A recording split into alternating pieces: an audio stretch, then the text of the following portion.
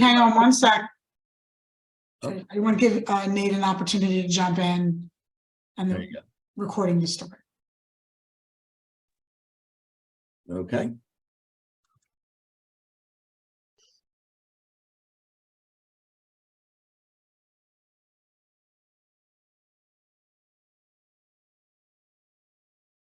I don't see him appearing in the attendees, Dr. Yannicka. Let me real quickly send him a invite. Okay.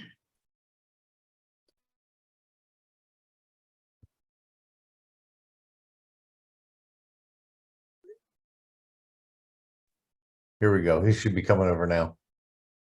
Thank you. And I did just confirm Dr. Tarachowski will not be able to join us.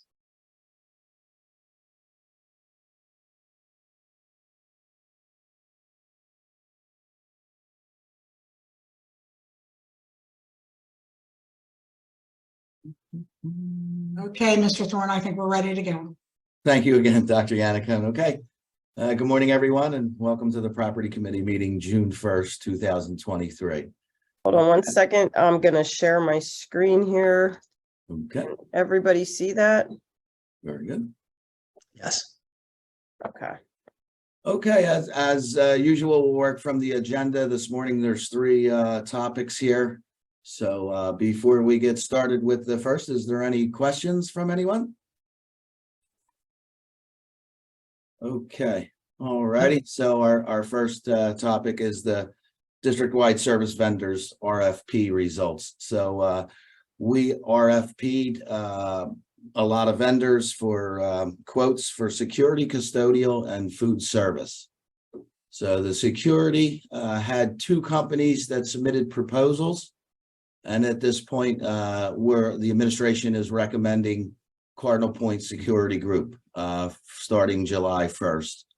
They have been in the district supplementing our existing contractor. They're doing a great job. We're getting good results, good feedback from the administration about their efforts. So we feel comfortable recommending Cardinal Point Security at this point.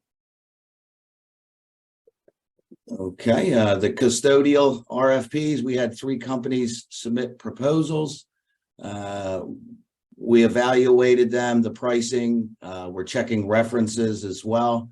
And at this point, we're looking to recommend Healthcare Services Group for the new contract starting July 1st. Again, we've been checking references, getting good feedback from this company where they're currently working, a lot of school districts. So we're confident in recommending Healthcare Services Group. Okay, so the food service, there was 5 companies that submitted proposals. And since Ms. Green spearheaded this effort, maybe you want to say a few words about this one? Sure. So every 5 years, PDE requires districts that are on the National School Lunch Program to go through a state RFP process. So it is dictated by the state. The RFP is drafted by the state and we have to follow their guidelines. So we go through a bid process and we do a walkthrough with all the vendors, and then they submit their proposals. And then there is a rubric, a scoring rubric that we have to follow that's in the RFP. So based on that process, Chartwell's submitted the proposal that had the highest tally on the rubric for scoring. So they are the vendor that will be awarded at the June 6th meeting for our food service management needs. Just as a reminder, we are a hybrid operation. So the staff is, they are district employees. And the food manager, director, and company are the contracted piece of that. So we operate in a hybrid type of thing. The way that the state has the award going when we go out for bid is you award for an annual year and with the option to renew up to 4 years. You have to go out for rebid if something substantial changes in the contract. So you would anticipate having a vendor in for that 5-year term, unless something substantial changed in our contract and we would have to rebid. So that's the process that we went through, that Chartwell's won that RFP process. Is there any questions on that? I just have a quick question, Ms. Green and Mr. Thorne. I just did some quick checking. It looks like Cardinal Point is in Jenkintown, so they're pretty close by. Looks like HCSG. That's how good I am with initials. Is in Ben Salem, and it looks like Chartwell's is nationwide. So is that one of the good points, I guess, that these groups have the resources and the proximity to be able to do what is needed? I don't, Craig, I don't know if you want to answer, but I will say for the food service piece, there are known vendors in the food service industry. Chartwell's is one of those vendors. So what you're saying is yes. Again, we're hybrid, so it's a little bit different with the contracted services because we are the people that have to provide the staff. It's not the company. So they're just spearheading the oversight and the director piece of the operation. On the other two vendors, I believe that is a good factor, not only for Cardinal Point, our current vendor, just because of staffing and where everything is, just they're not able to successfully fulfill our contract with employees on a regular basis. So Cardinal Point, they have been subbing in. The board approved that earlier this year, and they've done a great job. And I think they have the resources to be able to provide the staffing that we need. And then HCSG, Craig has worked very closely on this RFP process, speaking with them as he was checking references and working with them, that I feel we're very confident that staffing will be where it needs to be. And their proximity does assist in the process of making sure buildings are clean. Absolutely. Thank you. I guess just one more question to tack onto that, and this is just out of curiosity, but was the current security company that is working with us, were they one of the bids or did they not even participate? They were, okay. They were. Correct. And I guess it hurt them that they needed some assistance. It did not help. Yeah, unfortunately, they had staffing issues for the last few months, I would say. So. Okay, all right. If I can just jump in, we're very, very happy with the outcome of this RFP process. Specifically with regard to the security firms, Cardinal Point has done an outstanding job at the middle school for the last few months. We did have that opening to be able to compare companies over the course of several months because of staffing needs at our previous vendor.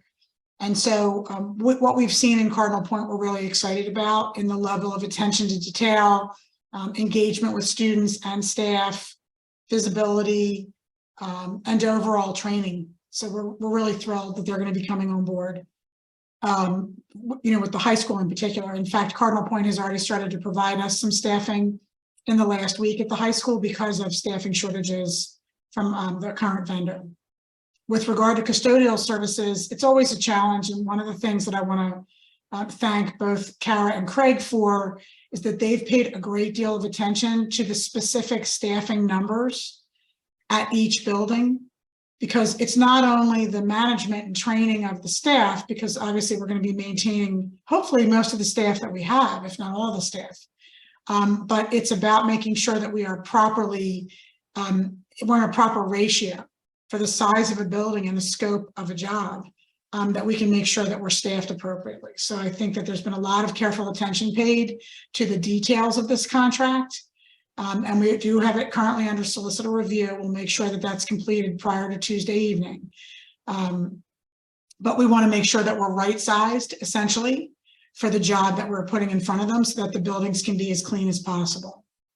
And with regard to food service, NutriCert has done a wonderful job for us for a decade. They've been outstanding. It's not a negative to the existing company. But we do have a very formal bid process, and Chartwell's has an excellent reputation. I've personally spoken with several superintendents who have Chartwell's in their school districts in Montgomery County. They're thrilled with their service. thrilled with the food quality, and some of the other aspects of their management. So while we're very appreciative for what NutriServe has done for us over the last decade, we're looking forward to Chartwell's joining us next month. And just as a note before we move on, all three of these awards will be on the June 6th board meeting for approval. I will move forward. Okay, thank you, everyone. Okay, our next topic is the district-wide sustainability efforts. So currently, some existing programs that we're involved with is the single-stream trash recycling program with Waste Management. We separate all our recyclables from regular waste trash. All the schools have the dual receptacles. The students really get involved. They're really happy to participate in that. And the program's going well. We have been with Waste Management for a few years now, and that program runs well. Also, maintaining and monitoring our HVA systems. This is key to make sure all your HVAC equipment is properly maintained, filters being changed on a consistent basis. Scheduling, we don't run our air conditioning or heating just 24/7 throughout, the school year, even in the summer.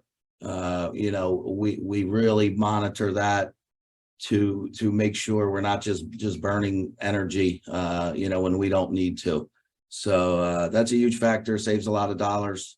Another one that we participate in is the PICO rebates program. This program's been out for several years.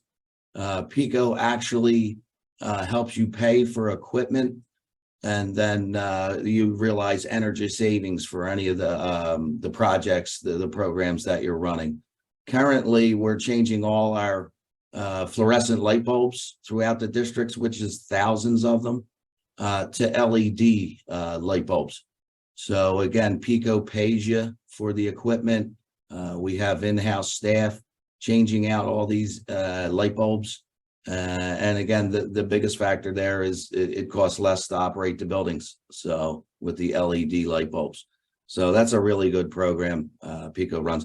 Other things like replacing chillers, walk-in refrigerators, anything that uses, energy. When we have to repair, we contact PICO. They actually will give us, money back for equipment, and, a good program. It's been nice to participate in that. Also on the water side, we do have water-saving plumbing fixtures.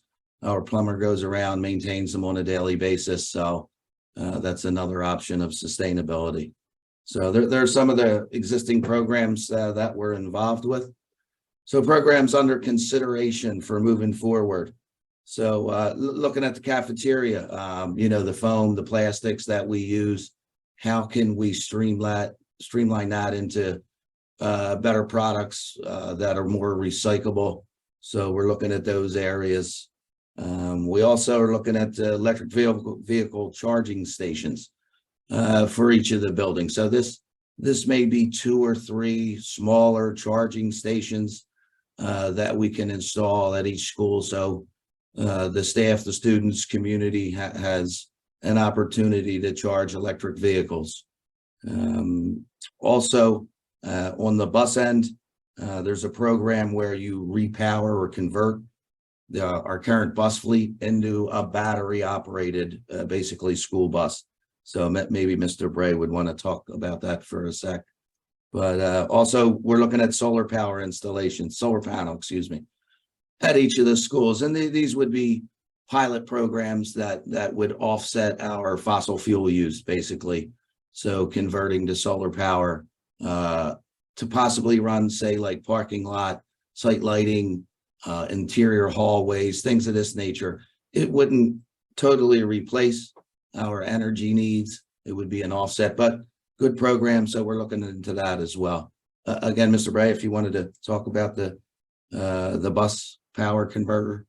Certainly. So repowering an existing diesel vehicle is something that is an option. A little bit of a downside to it is that obviously it is still about a third to a half of the cost of what a brand new electric vehicle would be. Those are still hovering right around 3 times the cost of a conventional diesel vehicle. So when we talk about something like a repower, you start to look at roughly the cost of an entire diesel vehicle that is really only giving you a new drivetrain. The other downside with that, being very honest about it, is when you repower a vehicle, obviously you're getting rid of the diesel engine, you're putting in an electric motor, you're putting in some batteries, but what you're left with remains the existing frame and body of a vehicle. So the time to talk about repowers really is when the vehicle is newer rather than older. Again, our district goal for each of our vehicles is roughly 12 to 15 years to keep school buses. The vast majority of our fleet right now sits right around half of their effective lifespan. So to talk about repowering our existing fleet as it stands, we would be sinking a substantial amount of money into a vehicle that we would start to be concerned within the next 5 to 8 years. We are looking at not engine problems, but problems such as rust on frames, rust on body mounts, and just having a difficult time keeping that vehicle that's only designed to have so long of a life on the road because of problems like that. Very good. Okay, any questions on our sustainability efforts? I just, Mr. Thorne, if you don't mind, I just want to jump in and remind the members of the committee that there had been a request by one of the committee members at the last meeting for us to come back with some information about existing sustainability efforts and any programs under consideration. So this is in response to that request. We're happy to entertain any other thoughts you might have about areas you'd like us to investigate.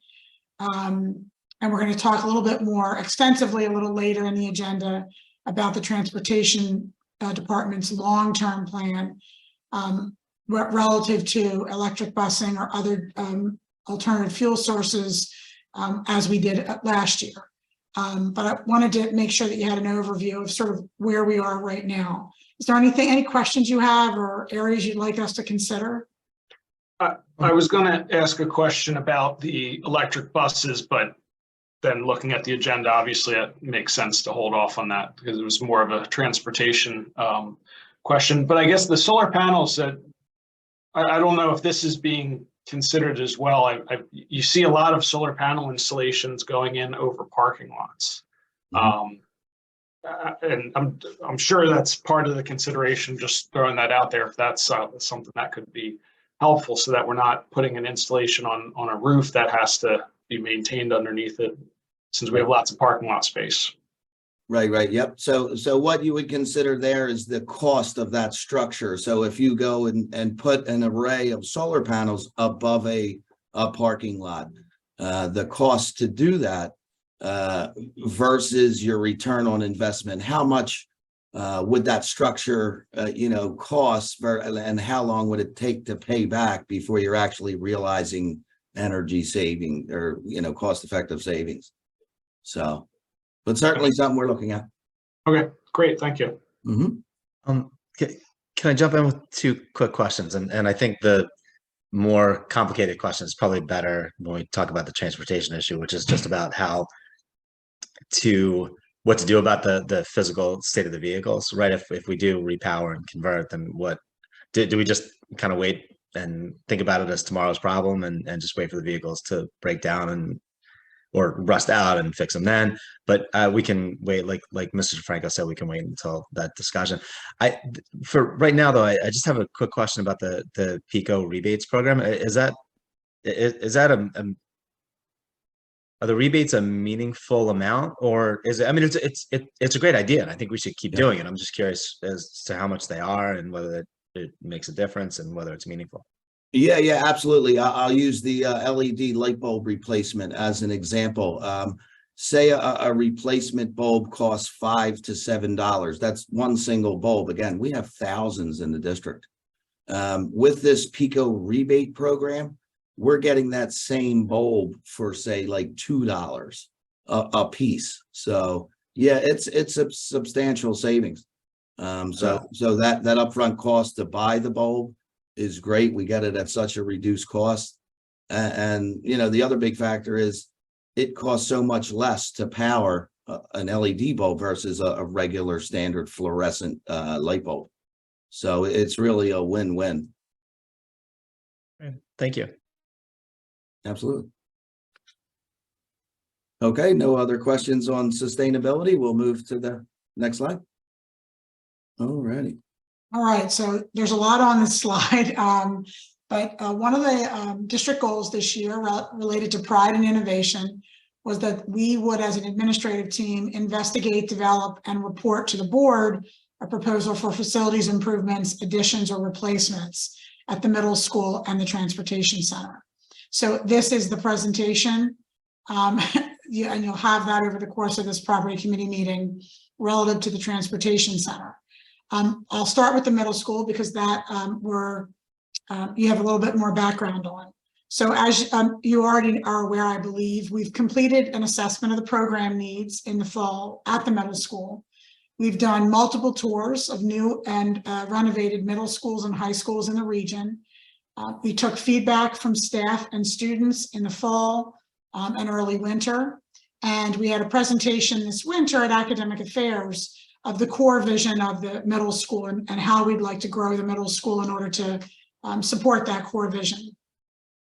We also, in the financial end, did some long-term financial planning, and through the finance committee and then ultimately the board, we received preliminary financing for the project of approximately $10 million. Now, a portion of that 10 million is actually going towards our roof project this summer at the high school, but the bulk of the 10 million is to help us to get started on the middle school project. And as a point of, just a reminder, we do anticipate that there will be future financing required in subsequent years. But in this first year, we were able to get the initial financing started. We also are working on some short-term enhancements at the middle school, specifically related to field renovations and improvements. And if you drive down Paper Mill, you'll see that that has started in earnest this week on the field adjacent to the academic wing of the middle school. So next steps for us on the middle school project, we want to continue to fund the project utilizing our borrowing capacity through bond issuances over the next few years. We'll bring those recommendations forward to the finance committee in the fall and winter and moving into the next several years. We also, Mr. Thorne will start to work on developing an RFP for interviewing construction management and architectural firms starting this summer. And our expectation is that we will be able to schedule interviews and with potential firms starting this fall. So we'd like to begin in earnest now that we have the initial financing. And then we want to select successful candidates to start the construction process by November, December of this year. So by year's end, we expect to have a good solid sense of the potential scope of the project, have an architectural firm be able to tell us what they feel is reasonable and what will meet our core vision with regard to the academic programming, which is ultimately, the focus of this middle school project. Are there any questions about that aspect of this district goal before I move on to the transportation center? Okay. No. Okay, so we feel really good about where we are with the middle school project and optimistic about what's going to come down the road. With regard to the transportation center, I'll be frank, that has been a more challenging process for us this year, and Ms. Green's going to go into some detail about that.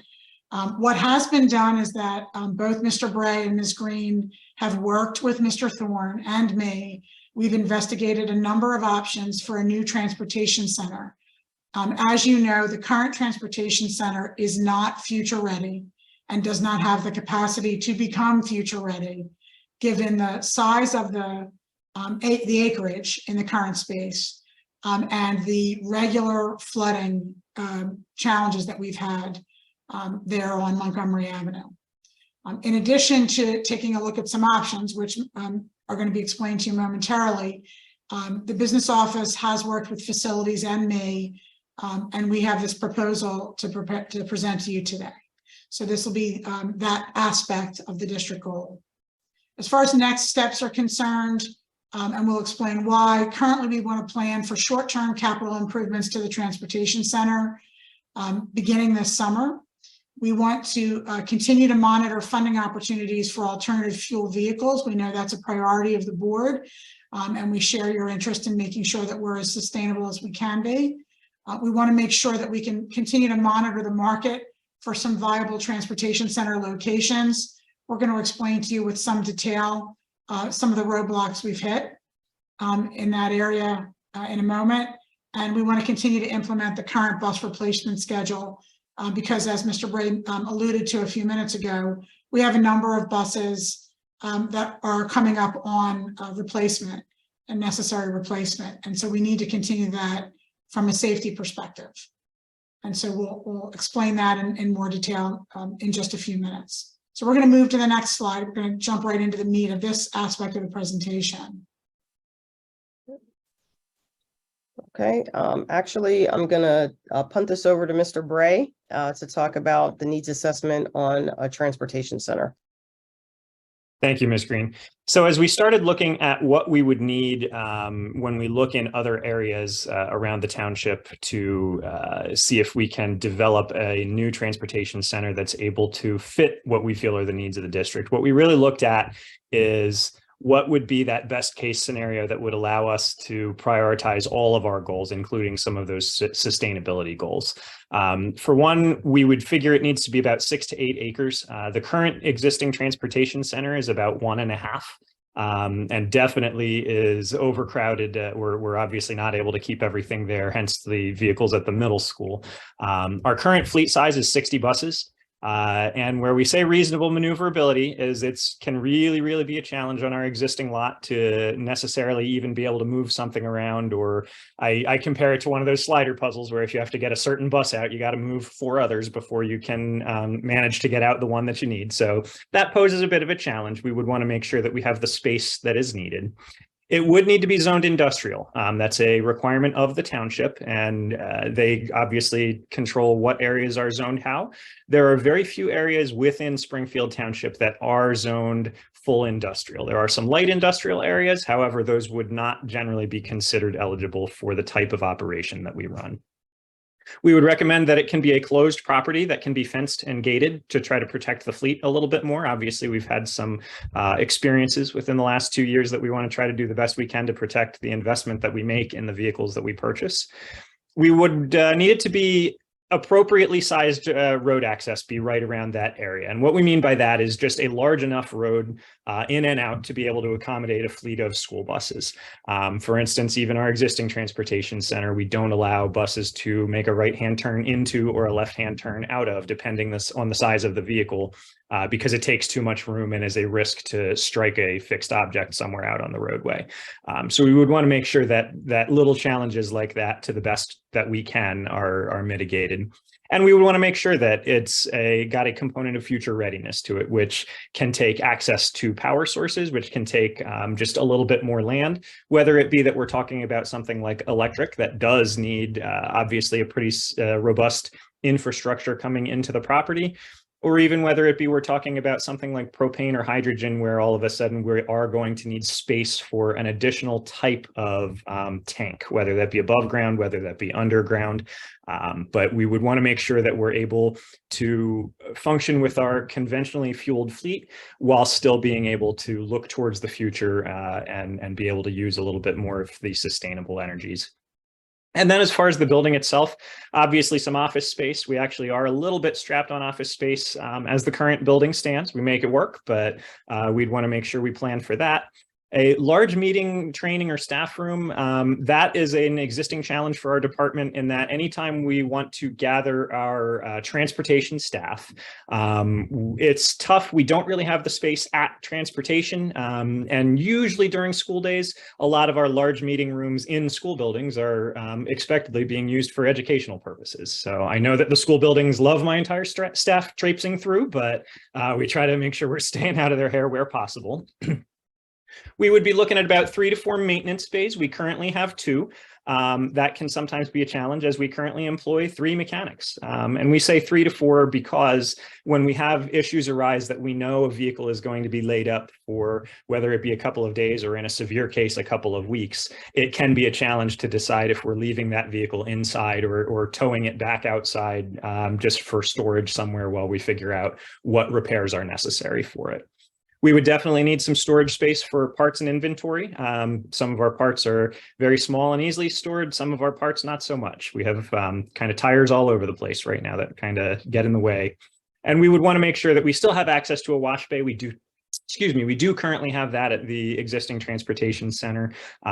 We have vehicles washed with relative frequency, and if we don't, you start to see it fairly quickly. So that's what we would be looking at as we look at locations around the township that may be able to accommodate our fleet and our needs. Okay, so the next 2 slides you're going to see, and they're listed as properties 1 through 7.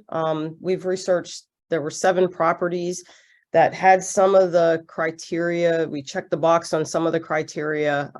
There's one property as you go through this, and I'm not going to go through all the pros and cons, that you'll see would meet all the needs, but has some significant challenges. Something that I do want to just put as in front of this is that the properties that we are showing you are currently not for sale. They're not on the market. There's a process that we would have to go through if we were to pursue these properties. After speaking with legal, they've given us some guidance on how we would move forward with even pursuing properties that are not for sale, and how that process would work.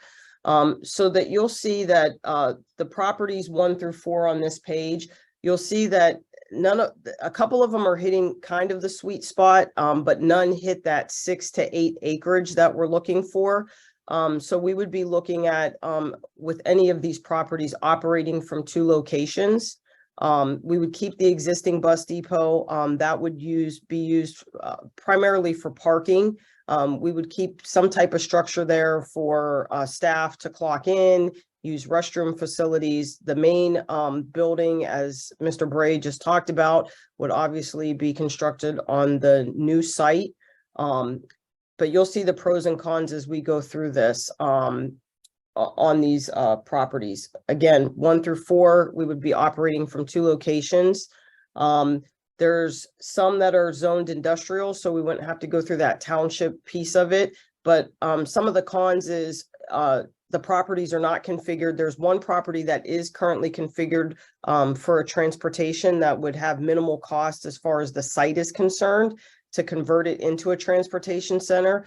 But the rest of the properties would have to be converted and configured. We'd have to find out the environmental remediation piece of this. There is a property that we know for sure has substantial remediation needed for environmental issues. So before I move forward, I'm giving you a chance to review these 4. Are there any questions about these properties? And obviously, we have to label them as properties 1 through 7 because we can't put the real estate addresses in a public meeting at this point. But are there any questions on this before I move to the next 3 properties? No? Okay, so properties 5 through 7. You'll see that there are 2 properties that have the acreage that we're looking for. Obviously, there are some other issues on the con side. Again, extensive environmental remediation. There's zoning issues because it's in a residential area. So there'd be some residential issues and legal issues that we would be facing. And then again, all 3 of these properties, the cost for property configuration because they are not currently configured at all for a transportation center. Are there any questions on these properties? Okay, so I am going to put this to Mr. Bray. So when we talk about expanding our search outside of the school district, at this point, we're saying we're not recommending that, mainly because we have not been able to identify viable property on the border of township lines.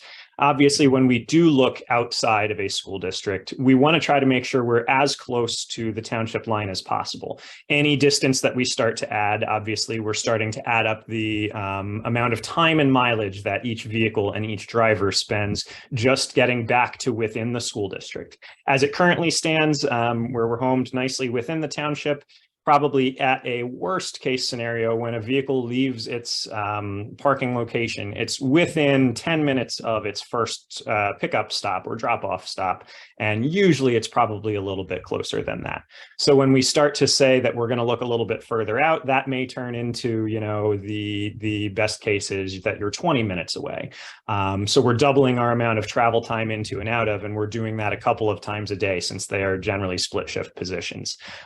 It makes it a little bit tougher logistically as well for anything that has a couple of minutes of downtime between a couple of runs. So not having a viable property near the township would be a challenge, as well as legal and residential challenges in surrounding townships. I mean, we are cognizant that places that we look at within Springfield Township, that we would have challenges with neighbors in residential areas. That only gets worse when you start to look at moving into an area where you are not the district that is servicing that area. Some of you may also be familiar, actually, that Upper Dublin is currently in a little bit of a battle trying to get themselves set up with a transportation facility. They are also having a really challenging time within the confines of their township as well.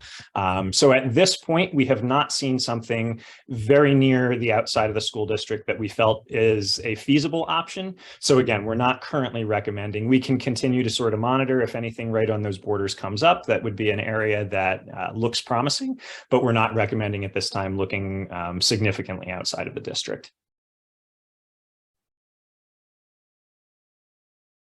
Okay, so the next two slides, we're going to kind of do a recap, and this gets into talking about the sustainability piece and the discussions we've had about electric vehicles or alternative fuel vehicles. So this is a recap from our June 21st presentation for last year. So just going through the benefits again, I think you all know lower long-term fuel costs, lower maintenance costs, eco-friendliness, and potential federal and state funding, which we will talk about in further detail on the next slide. And then just some drawbacks that we see is that there's a large upfront and investment cost on investing into alternative fuel vehicles. There's a lot of options out there right now. Right now, the front runner that we're hearing about is electric vehicles. But still the technology is developing, it's new. So infrastructure funding, everything like that, prioritizing, that is all still in the works and it's ever evolving. And then fueling stations and their lack of standardization. So again, I think there's some things that it's still evolving and we're learning things every day. So those are a couple of the drawbacks about just jumping into trying to transform your fleet into an alternative fuel vehicle.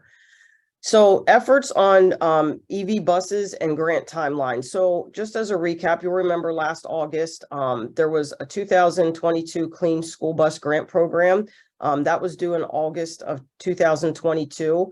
We had historical issues, if you remember, relating to our sam.gov account. This is something that the federal government started to require for all school districts.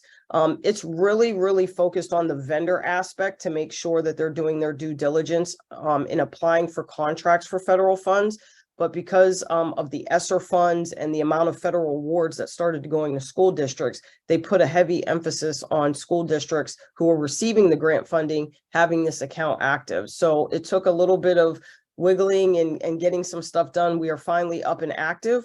But at that time, it was required as a part of the submission, and we were still working through and ironing out those issues with our sam.gov account. So we did not put a submission in for that federal funding at that time. In February of this year, if you remember, we reported at an earlier meeting, there was an alternative fuels incentive grant application that was due in February. We did apply for that. That is still under review. I check that twice a week. I believe until the state budget is approved, we will not know if funding is available for our application. I believe we put in for 2 buses at that during that application process. So that's what we're waiting on to see if funding is available for that. August 2023, the 2023 Clean School Bus Grant Program is up and running, and they're taking applications. Mr. Bray sat through a webinar regarding this. And at this time, they've changed it from a rebate program into an actual grant funding program. So they've changed some of the requirements. At this time, because of the requirements, they do not align for us to apply, and here's some of the reasons. So the applications requires purchase of 15 electric buses. At this time, we are, as you know, our transportation center does not have the infrastructure to support 15 buses. The funding match requirement would be about $2 million, and that's based upon electric bus pricing back in June. So we anticipate that those costs are going up. Mr. Bray can speak upon if you need further information about pricing, but pricing right now is volatile. It's up and down. They're really not releasing pricing with the companies that we work with, and just in the industry right now because of the market, and just because, again, I think the main driver there is the market.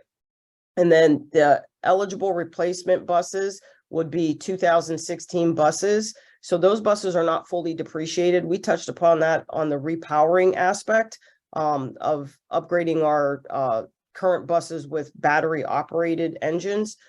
So again, it's a replacement process. So our 2016s would be the eligible replacement buses. And again, we still have some depreciation to go on that. So replacing 15 of our 2016 buses, we are losing some funding on that with the depreciation piece. So because of those factors and those variables at this time, we are not recommending that we submit an application for the 2023 Clean School Bus Program.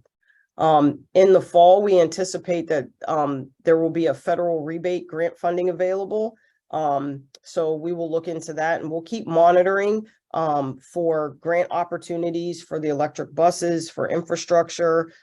We have our pulse on that, so we'll keep apprising and just doing our due diligence on the grant aspect of this. And just as a kind of a disclaimer, the lead time for both diesel and EV buses right now are approximately 6 to 12 months out.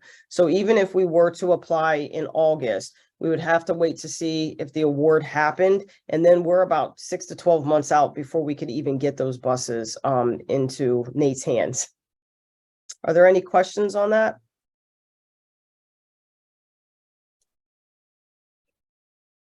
Okay, Mr. Thorne?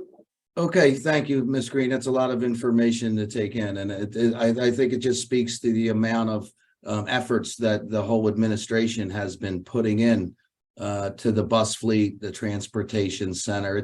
It's quite daunting. There's a lot involved there. So you know, just looking down the road, long-term planning for a transportation center.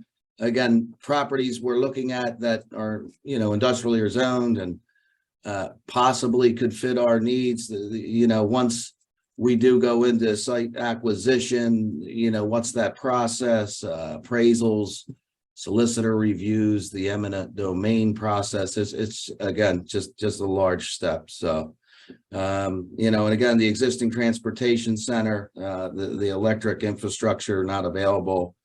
We are still currently on our diesel bus replacement plan. So as you can see there in the slide, the 21 buses slated and the price tag for it. So again, we're looking into other alternative fuels. The one we have listed there, the propane, the infrastructure, having a larger propane tank to facilitate that is, again, just another challenge. So again, ongoing process that's very involved. Again, we're looking at you know, keeping the existing site up and running. So we're looking at the, you know, the improvements needed. We did have an engineer report done. I think it's probably been a year or 2 years now.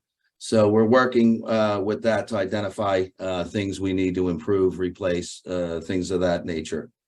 So I think the next slide there talks to a little bit of the short-term improvements. So again, working from that engineer's report, We're looking at any buildings settling. So the numerous floods we had down there underneath the foundation, the footers, if any washout is occurring, causing this settlement, the solution was grout injection under wall footings, building footings. So we continue to monitor. There's a couple structural cracks in the masonry walls that we're monitoring to make sure they're not moving significantly. And same with the concrete floors. We don't have huge cracking floors, but there is movement. If you talk to the drivers, Mr. Bray, as you pull these bigger buses in and out, a couple of the concrete floors, you feel the rumble, you feel the shake. So basically we have to drill a hole and with the camera actually go underneath and look at the footings, look at the foundation, see what soils have washed away. And again, it's an injection process. You put in there structural grout to stop that settling. So another big issue was the roof which we have now replaced. So that was great to get that done. What other building envelope concerns we have now is the masonry walls separating, cracking. The big garage doors have the big steel lintels across, steel columns coming down. So we've identified ones that need to be cleaned up, sanded down, epoxy primed, repainted, things of that nature. So they're the things that we're going to be looking to do this summer. Some of the projects we can do in-house with local contractors as well.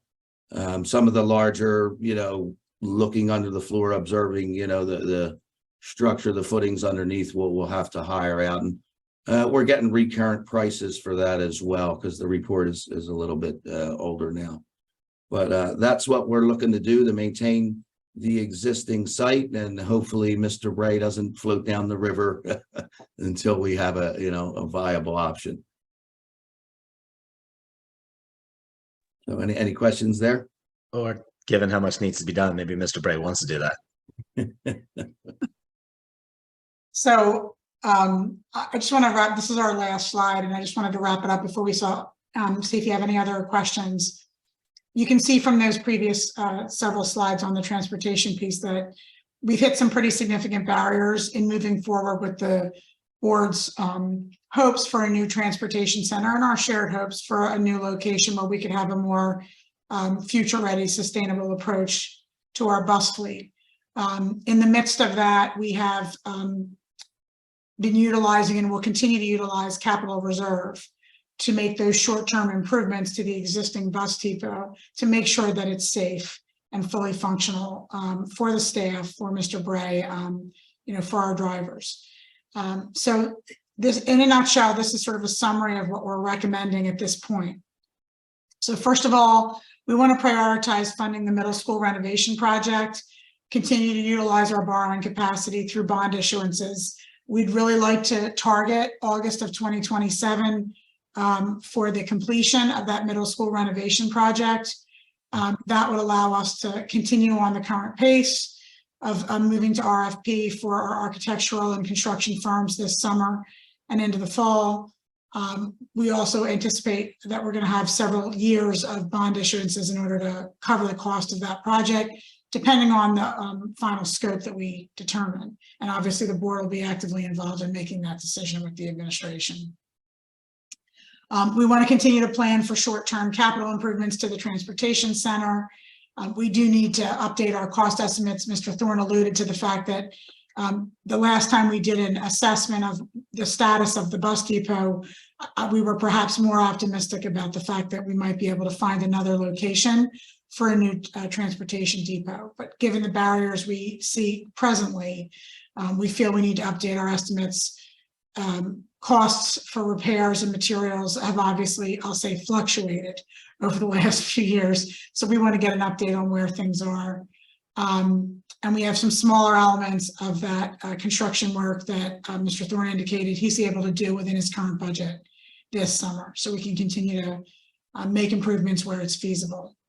And then with regard to longer term plans, we want to continue to monitor the funding opportunities for alternative fuel vehicles.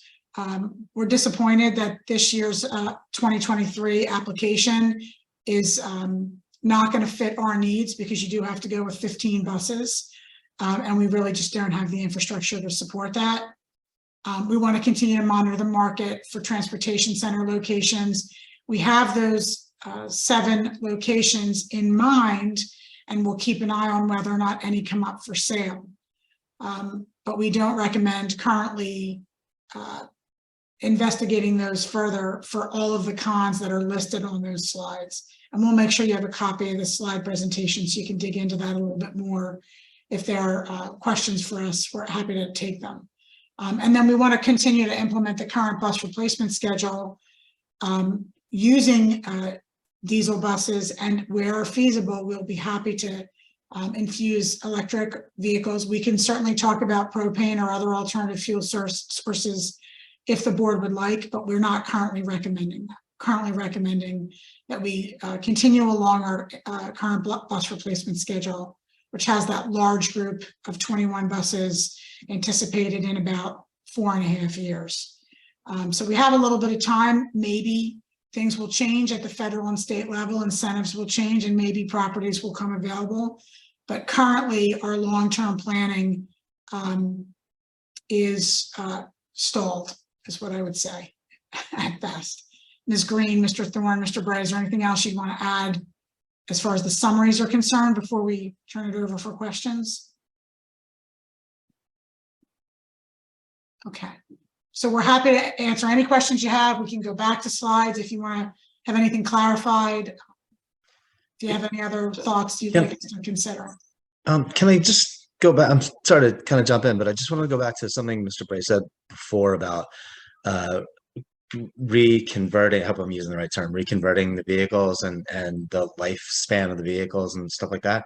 And I just don't know what the answer is to this. How do we think about the physical state of the vehicles, Mr. Bray? Is that it, once they start to break down, is that something that needs to be replaced right away? Or is this more like when I was in college and the car needed an oil change and I could kind of get away with it a little bit and just, or that sort of thing, you know? Sure. So I will definitely say we try not to get away with anything. We're driving a lot of kids around in these things, so we want to make sure that they're safe 100% of the time that they're on the road. I think that Ms. Green would tell you that if you try to find any staff member in the district who is not scared to throw any idea at the wall, it's me. She loves a lot of my ideas. Not very many of them go much further than a conversation with her. I'm not sure why. But we wanted to express to the board, we know that you definitely have that interest in the electric vehicle area. We know that right now, as far as the grant funding goes, we are not a priority for the federal government. You know, as Ms. Green mentioned, we're waiting for information from the state. When it comes to a repower, we threw it out there because it's something we can talk about. It's something that is a lesser cost, and it's something that various firms are getting a degree of into. It's not currently super common. A downside that I didn't mention to it is it takes your vehicle off the road for a pretty long amount of time while they, you know, you send it away and they have to rip it apart and put this electric drivetrain on it. So you're without the vehicle for a significant period of time. When it comes to that comment about the body and the frame of the vehicle being at this point, you know, if we looked at kind of the middle area of our fleet, in full disclosure, it would not be my personal recommendation to move forward with a repower. I think that it is too expensive for a vehicle that is roughly halfway through its life. If it were a major area of interest, it would be my recommendation to look at doing something like that on something, you know, model year 2019 to 2023, somewhere in there. Obviously, the downside remains that those vehicles, yes, they still have a longer life ahead of them as it relates to the body and the frame and any of the issues that we see there. We also have much more recently spent a significant amount of money obtaining the vehicle. So we would be still, in essence, buying an entire additional vehicle while still not getting the whole thing, just that electric drivetrain. Thank you. That makes sense. Thanks. So I have a question, and if we could shift gears to locations for transportation. The requirement that the township so the township, in discussions with the township, they're saying we have to have industrial, even though the current location is not industrial. Yeah, so school district property is considered institutional.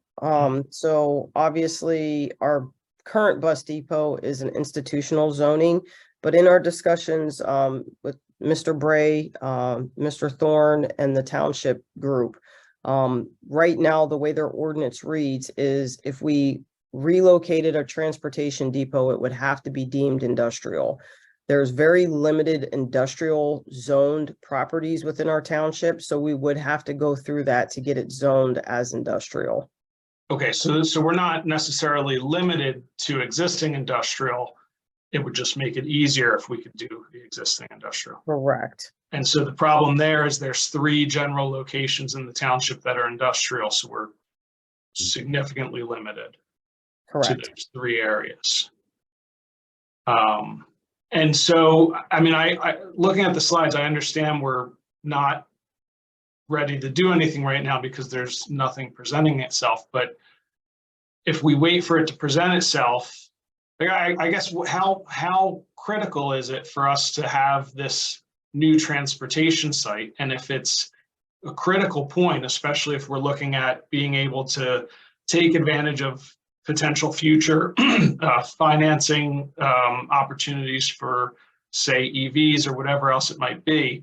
Like it seems to me like we have to have this new bus depot before we're really ready to take advantage of anything else. So shouldn't we be pushing, I don't know, an eminent domain option, or be more engaged with the township about tank car, or I don't know. So we have had discussions with the township about properties there, and at this point, you mentioned the tank car property, which is owned by the township, I believe, and at that point, that is not a viable option for us. As far as the eminent domain process, I have been in consult with our solicitor regarding the process for eminent domain. So the eminent domain process, first, there's a whole ordinance and a whole code of eminent domain that you have to follow. So it is a step-by-step process. You identify the property, you put your intent in for the eminent domain. The property owner has 30 days to appeal that the fact that we're condemning the property, the use that we're saying that we need the property for. So we go through that period. So in a smooth transition, if the judge finds in our favor and the 30-day process is the 30-day process, the next steps of that is we have to get an assessment done. We also, because we still have to pay the property owner for the property at a fair market value. Mm-hmm. At that point, we get the assessment done. The owner has up to 6 years to appeal or object to the amount of assessment that we're saying. So there could be issues of if the current property is being used for other uses, saying it's being rented out or the space is being leased, then we also have to deal with the tenant because we're displacing the tenant and there's a cost to that. So it's a process that is not a quick solve process. It's a very public process. So there's some challenges to the eminent domain process of us doing that. And again, we talked about viable properties. So going through the eminent domain process, I think if you look at the pros and cons on the properties listed, there is one that is viable for us to move forward quickly and at minimal cost. But you're going to hit the eminent domain process and it's going to be a lengthy and costly process to pay the owners and the leasee of that process. The other properties, some of the cons that we have is we do not know the environmental issues on the properties. I will tell you the tank car property, we do know that there's environmental issues there for remediation. So before we would even be able to acquire that, we would have to go through a process of getting it assessed, getting people in there to look at the extent of the environmental remediation needed and the cost associated with that. And then you go through the land acquisition process. So I think regardless of the speed at which we want to do it, we would still be looking at a year out if we went through any of the viable solutions of either eminent domain or looking at an assessment and working with the owners to talk about acquisition. Fair Does that enough. answer your question? It does. It does. And I guess if there was a conversation to be had with these potential property owners as to their future plans, that conversation would have already been had. The guidance that I got from legal is to start the process of that is we have to get an assessment. We have to get a soft assessment from a company to understand what because of the market right now, also, we just don't want to go cold into somebody and say, hey, are you willing to sell us your property? Because they can throw out a $2 million land acquisition sell price, which might not necessarily be where we're at or would make the most sense from a fiscal standpoint of view to acquire land at this time. So the guidance that they gave me was to do a soft assessment, get a company in, work with legal to go through that process so that we can go into that conversation having some understanding of what the value of the property is so that we can start those negotiation process. So that would be something that myself and legal would spearhead moving forward with one of those property owners. Okay. All right. Thank you.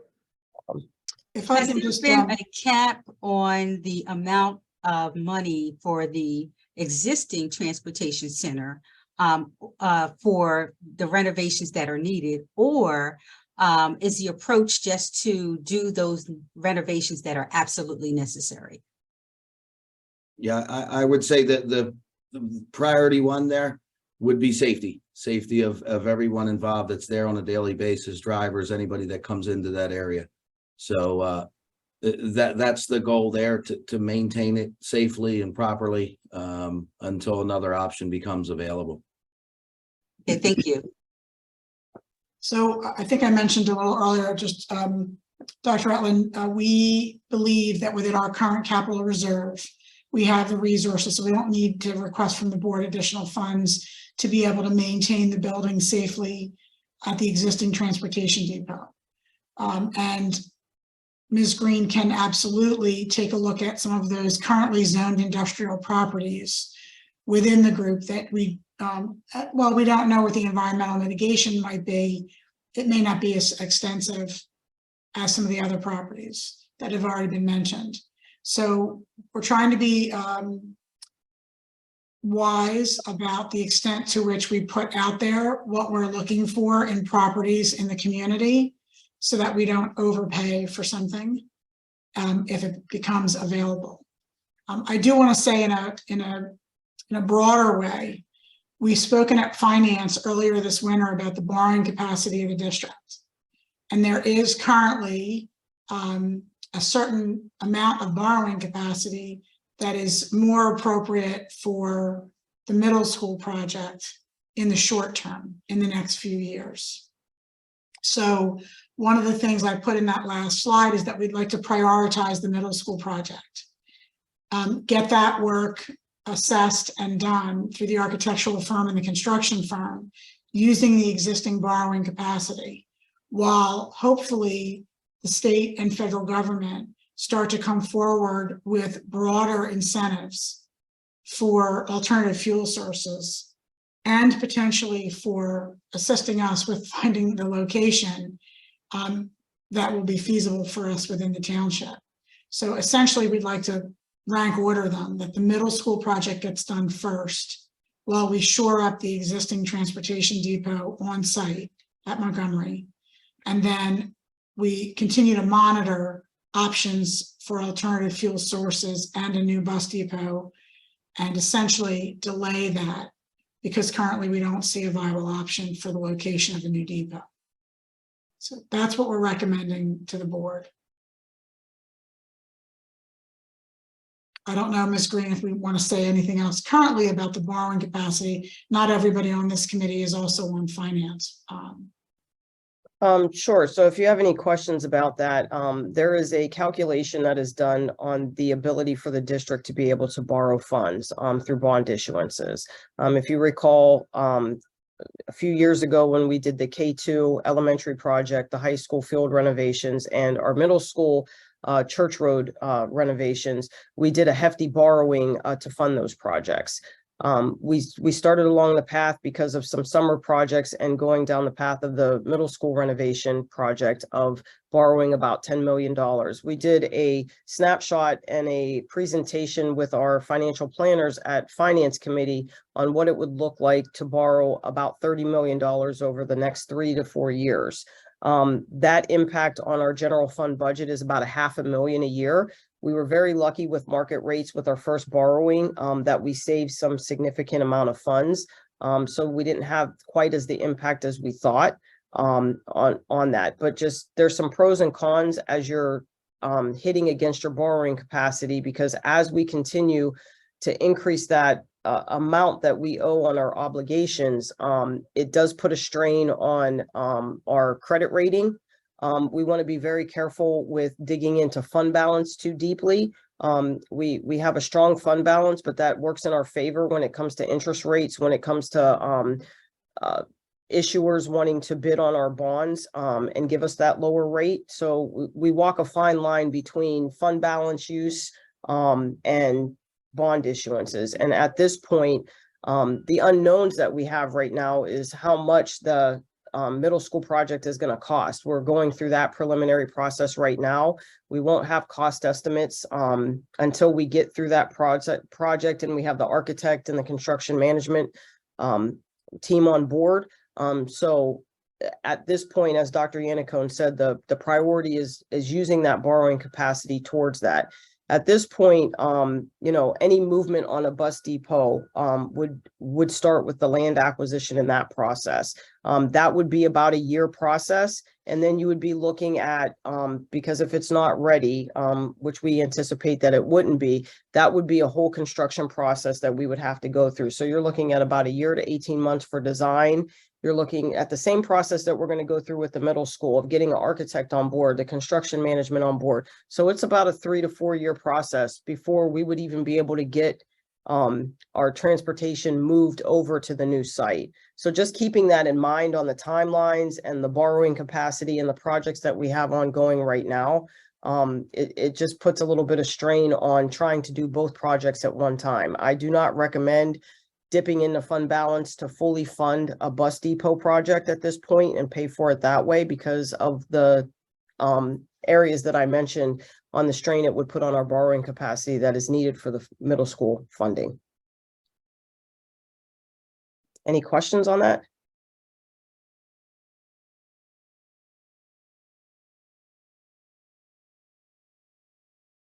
Okay, so I'm hoping that was helpful in sort of seeing the broadest picture possible with regard to our priorities and recommendations. So coming out of property committee today, we're going to have 3 motions on the board agenda Tuesday evening. They will be for the 3 contracts for security, custodial services, and food services that was at the front end of this meeting. We will not have anything coming out of this committee meeting with regard to any formal recommendations for board approval relative to the transportation center.